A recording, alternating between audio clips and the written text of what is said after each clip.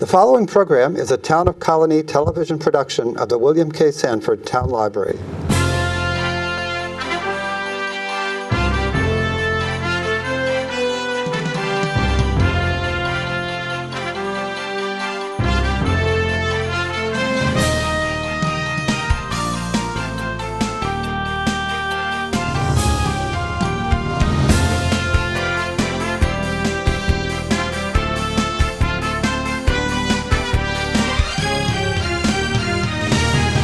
Welcome to Albany County News. I'm Mary Rozak, the Director of Communications for Albany County. And today we're going to talk about something that really piqued my curiosity. I've known about credit unions for a long time, but recently I ran into someone at a credit union I'd never heard about. And there were some things we started talking about that really opened my eyes to what a credit union really can do and how there are all kinds of opportunities very different than what I'd ever thought. So joining me today is the Chief Experience Officer from a Community Resource Federal Credit Union, Toni Lynn. Welcome. Thank you. It's a pleasure. Toni, so I am going to start our conversation the same way I started when I met you, and I said, Toni Lynn, is that your middle name? Is that your last name? And you told me an interesting story. So my full name is Toni Lynn Lynn. Toni Lynn. Lynn. Yeah, so I married a Lynn. So it's, my trivia question that I like to keep, but yeah. So people don't think you're stuttering if you say the whole, you probably don't say your whole name very often, right? No, everyone thinks my first name is Toni Lynn. So when people are talking to me and say Toni Lynn, I'm like, yes, because that's my name. And, so I don't tend to correct them that Toni's my first name, Lynn's my last name. So I thought that was funny. And of course, spelled the same way. So what are the chances of that? I know. Maybe you'll win the lottery. Hopefully. Hopefully. How long have you been with the credit union?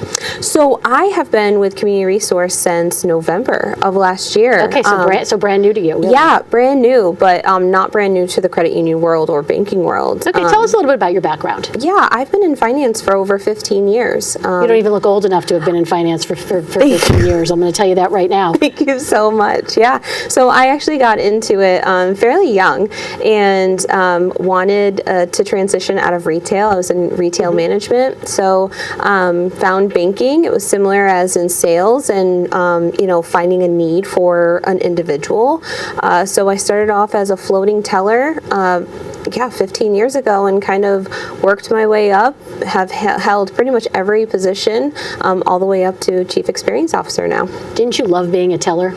I did, because 80% of the members go to the teller line. So you really get that face-to-face interaction. And the tellers are the core group that really take the time to service our members. So I really did enjoy that. Toni, I'm going to get down to even something more basic. It's the touch and the feel of the money. Yes. Back in the days when I was in college, I was a floating, what they called a floating peak time teller. Yep. So I did this, and I'm much older than you are, and they would pay a premium pay for me to go to different branches, and I loved the money. Yeah. Touching them, knowing, and this, it was the most fun job I think I've ever had. It was so much fun. It is kind of cool to be able to count out a couple $1,000s to somebody, but then you get nervous that you're going to miss a bill in there. So, but yeah, it is kind of cool to do that. Yeah, but then they have the machines there that are counting everything now. We didn't have that. Yeah, back in the day. Now you have actually a recycler machine which actually spits out the money. So you just type in to the computer and it spits out exactly what you want. You pick the denomination that you want to be able to come out, and the only thing you have to do is just count it back to the member, which is pretty awesome. That is pretty amazing. So you enjoyed being a teller, and that interaction is always good when you have that with that one-on-one. Yeah, that really actually piqued my interest of continuing my career in finance, and why I'm so passionate about financial literacy, and really why I came to Community Resource, because Community Resource is so it's rooted into the community. We started off as National Grid's credit union, and then we built out to service the community, which is Albany, Schenectady, Schenectady, Rensselaer, and Saratoga counties. And what's really important to us is that financial literacy piece, to be able to teach our members about credit and about budgeting, and to create those milestone purchases on if they wanted to purchase their first car, their first house, and then all the way up to retirement. So when starting off as a teller and being able to have those interactions and meeting people and understanding what their needs were caused me to ask more and more questions about products and services that a financial institution can offer, and that really piqued my interest in financial literacy as a whole. Let's talk about the difference. What is a credit union versus a bank? What are the differences? Yeah, so for a bank is stockholders are the owners. So you can walk into a bank down the road and anyone can open up a checking account. But for a credit union, you have to be part of an area of membership. So for community resource, you have to either work, worship, go to school in the counties that I listed to be able to become a member. So that's really the difference of how you can open up an account, but becoming a member of a credit union is so much more. You're a part owner. So when you make your opening deposit into your account, you ultimately have a voice. You get to vote for your board of directors. Banks and credit unions have board of directors. For a bank, board of directors make the decisions for the bank, and generally their decisions is based on what's going to be best for the stockholders, what's going on in the market. But for our board of directors, they actually are the voice of the membership. So when there are new nominations that come up, you have to be nominated to be on our board, and then our membership has to vote you into the board. Because really when those important decisions come up, they want to make sure that their voice is being heard. How frequently does that happen? You know what, it just depends. Really, the typical timeline for a board of director is 1 to 2 years. So they do tend to sit on the board longer because they sometimes do get re-nominated. But some people would like to retire and new board members come on board. So how did you get involved? What brought you to this particular credit union, community resource? Because of how small it is, I've had the pleasure of working for larger financial institutions, and I loved it, but I miss the fact that I can have that one-on-one interaction with not just the members, but the employees. Part of my role as the Chief Experience Officer is I'm the member advocate, but the employee advocate too. And going back of the financial literacy piece for the members, I want to make sure that we have the most, up-to-date products and services to be able to reach their, financial goals. But I also want to grow our employees. I want them to see, where their career can go. And part of my role there as well is to make sure that they're growing and the credit union is growing as well. So my hands are in in everything pretty much. Sure. I mean, the Chief Experience Officer, that's an interesting title. Yeah. And we're hearing that more and more. And I was thinking the Chief Experience Officer was more of it's a customer service. But it's a customer service on both ends. Exactly. So what was really great, Terry Langlos, our CEO, he actually developed this role.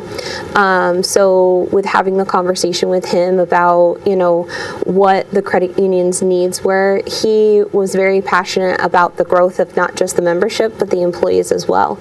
So with having that open conversation and talking about my background, we really came about for him to create this role for me.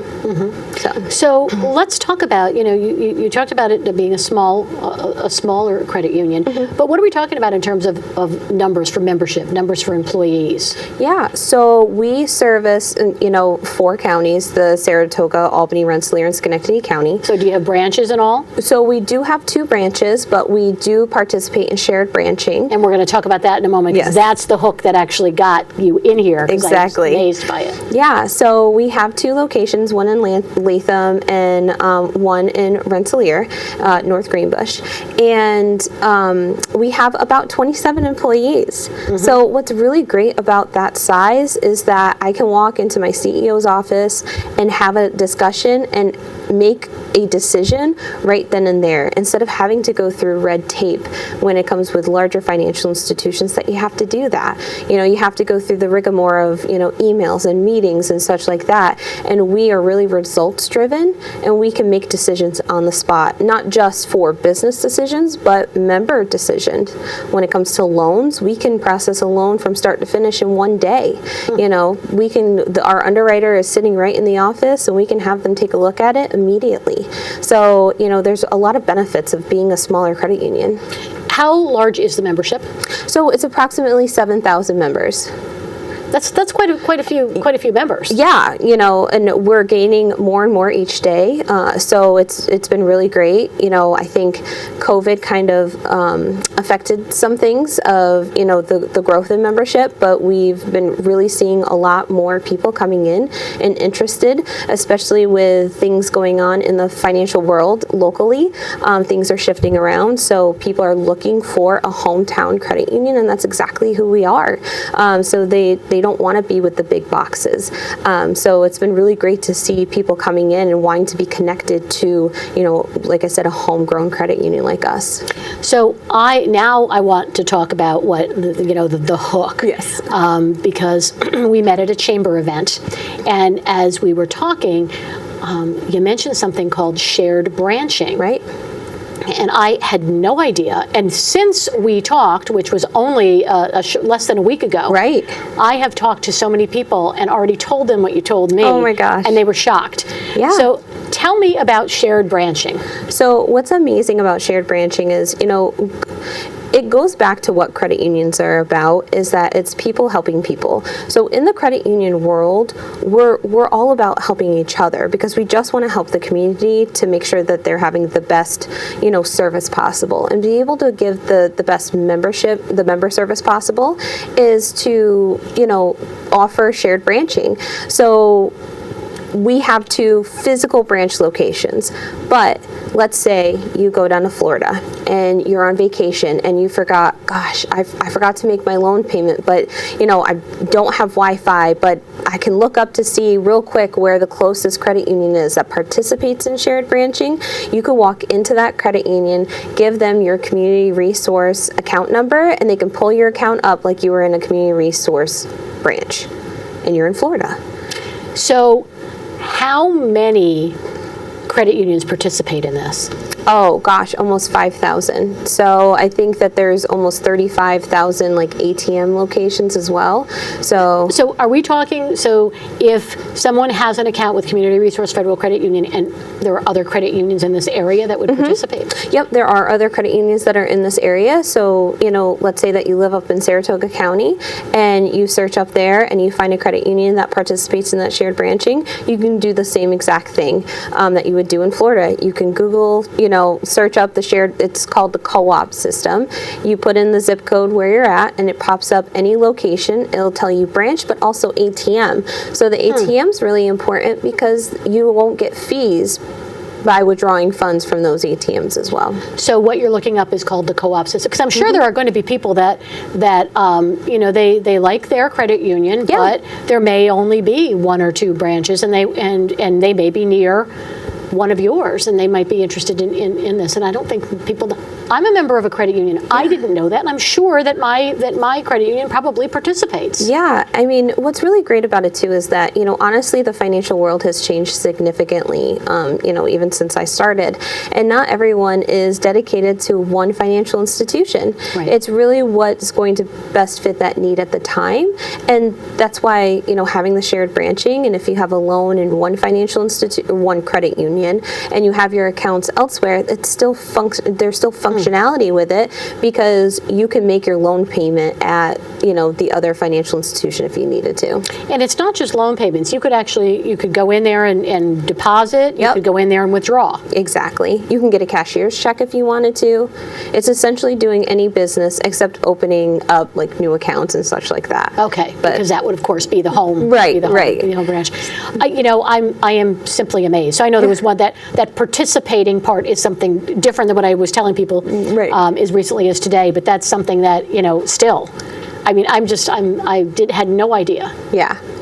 So is there like something like when you are a chamber member and you put something in the window, is there something also in a branch windows that might indicate that, or at branches that might indicate that? Yeah, some branches do have the co-op symbol to let you know that they're a shared branching location.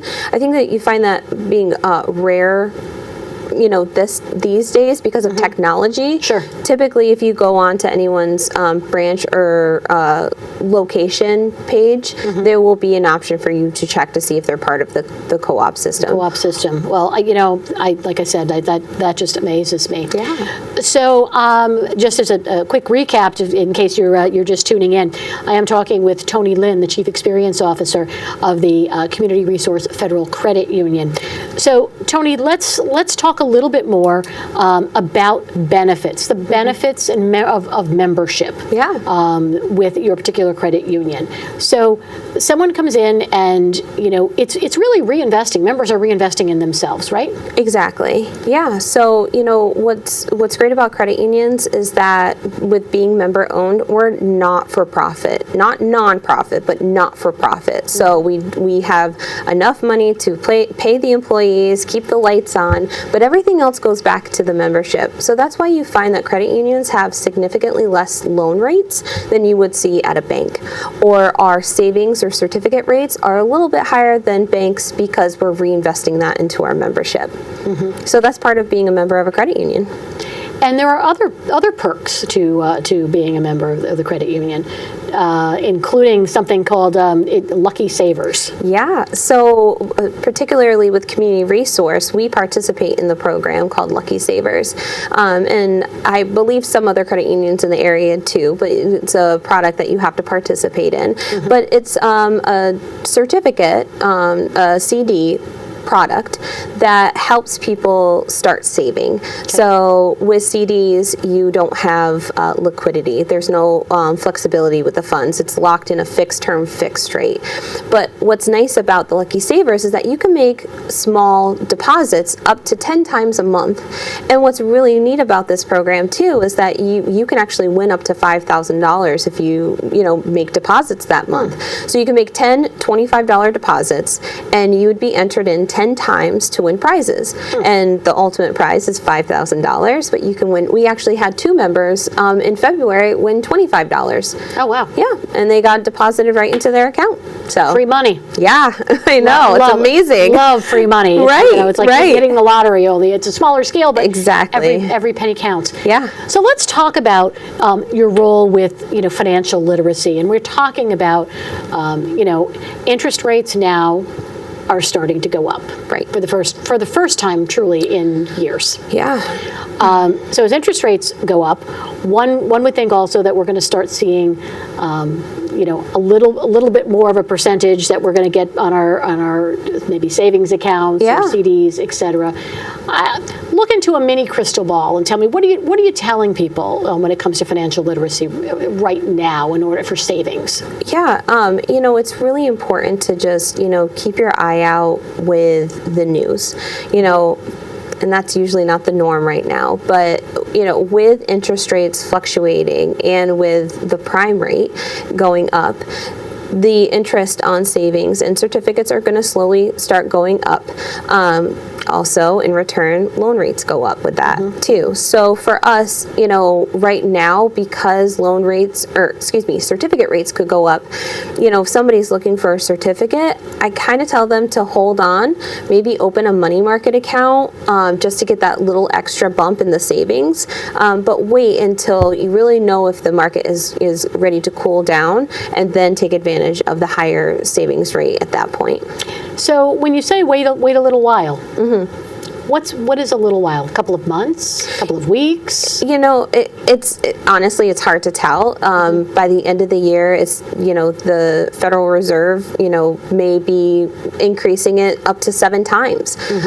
So we're not quite sure. I wish I could be more precise in the amount of time frame, but I would just say, keep your eyes and ears, out to hear the news and Sure. and what's going on with the rates. Yeah, it's difficult. I know, personally, my mother had something that was coming due, and rather than just rolling something over, you never just roll something over. No, you always don't. need to look. So as we started taking a look, and I said things are going up, so we don't want to lock in. But what do? They're not going up that much, and so you got to do something for the next 6 months. They said we can lock in for 6 months, but then we'll take another look. Yeah, and a money market account is a little bit higher savings account than just a regular savings. So typically the threshold is if you have $2,500 or more, that's where you earn a higher interest rate than on a regular savings account. So, if you do have that, amount of money in a certificate, I'd actually suggest for you to roll it into a money market, see how things are panning out, and then make a decision. Even if you lock your certificate now or later, there's no wrong answer.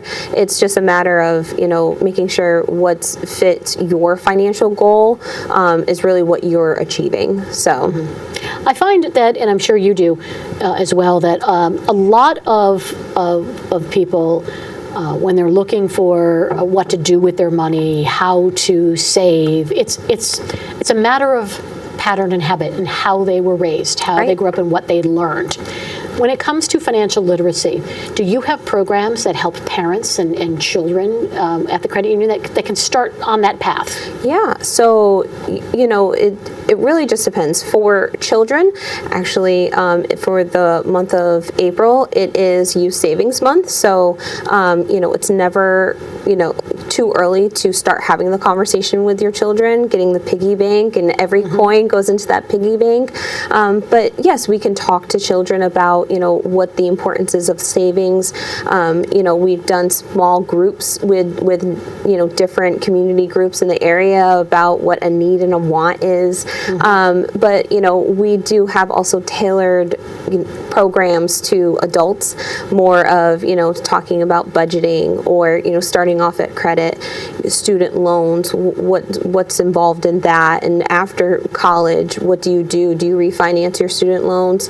How do you structure your budget to be able to afford that? And then also going to your next milestones, like buying a car, purchasing a home, having those conversations too. And then, life does happen sometimes, and then we have to have the conversation about how to rebuild your credit. And that's what's really unique about credit unions, and especially community resource, is that we want to know the story behind maybe what somebody got into. Maybe it was, they were injured on the job, or, they had to file bankruptcy because of, an ill family member.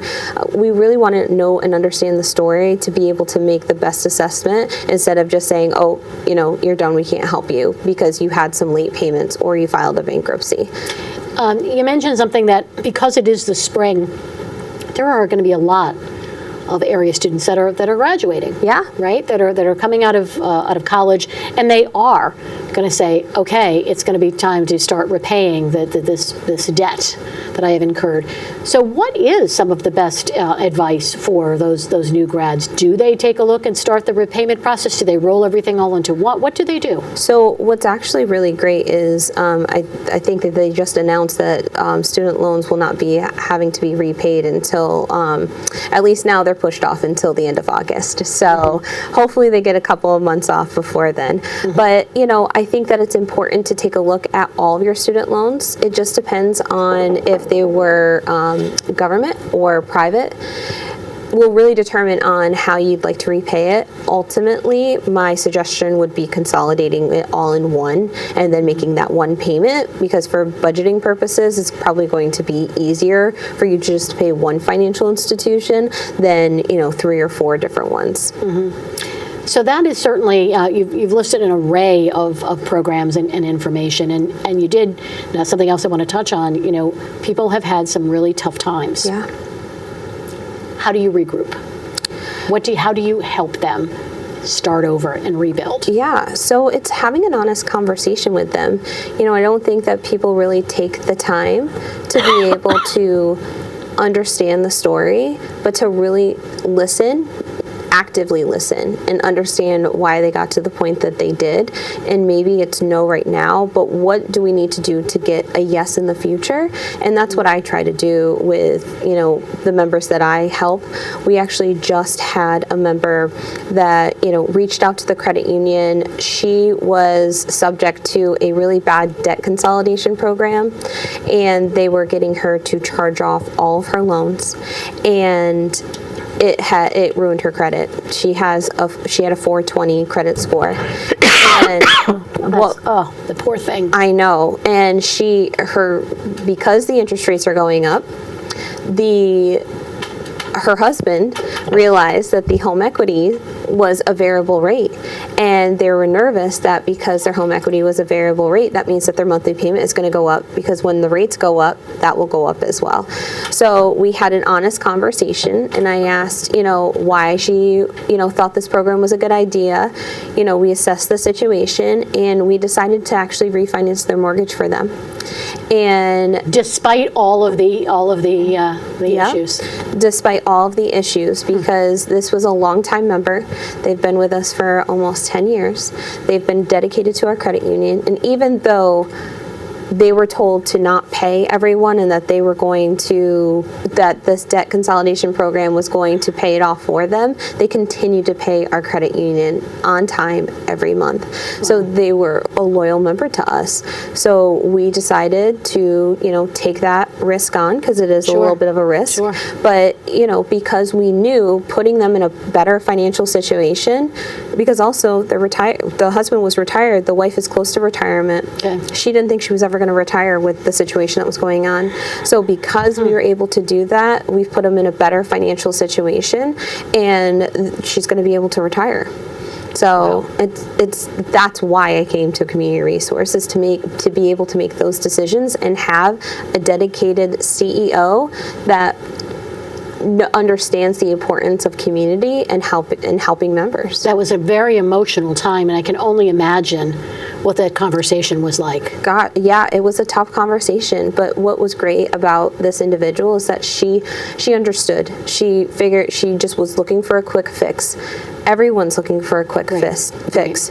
But these debt consolidation programs, they can do exactly, you can do it. You can call creditors and negotiate if you wanted to. Sure. You don't need a third party to do that. So, it's really important to go to your financial institution and have those conversations before making decisions like that. I can tell as you're talking about it, as I'm sure everyone else can, that, you're passionate about this. Yes. So when you get up in the morning, what do you think your day is going to be like? When you're going into the office, do you think when you're going into one of the branches, and do you stay predominantly at one branch, or do you go to both? So I go to both. I try to bounce around, not just because of the different appointments that I have, but, I want to see the different staff and touch base with them and get familiar with the areas as well. But do you think, so you have your standard appointments, but do you think this is going to be a great day because I know I'm going to be able to help people? That's what you're thinking. Oh gosh, not just members, but employees. That's exactly, I can't tell you how happy I am to be at Community Resource. It's such a pleasure to be there and to have such a wonderful staff to support me in, my crazy ideas. But the staff is so dedicated, and the majority of them have been there for 10 to 15 to 20 years. So they're just as dedicated to the community as I am. Wow.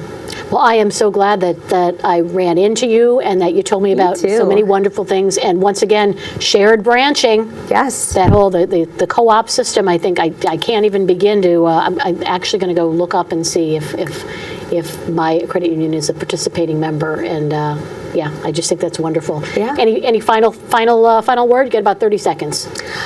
No, if you're not part of a credit union, obviously come to Community Resource. It would be our pleasure to be able to service you. But ultimately, at the end of the day, just join a credit union. We're people helping people. Wow. Toni Lynn from the Community Resource Federal Credit Union. She is a Chief Experience Officer. filled us in on a lot of things about credit unions today, and you probably should look them up. Community Resource Federal Credit Union. This has been Albany County News. I'm Mary Rozak. I'll see you again soon.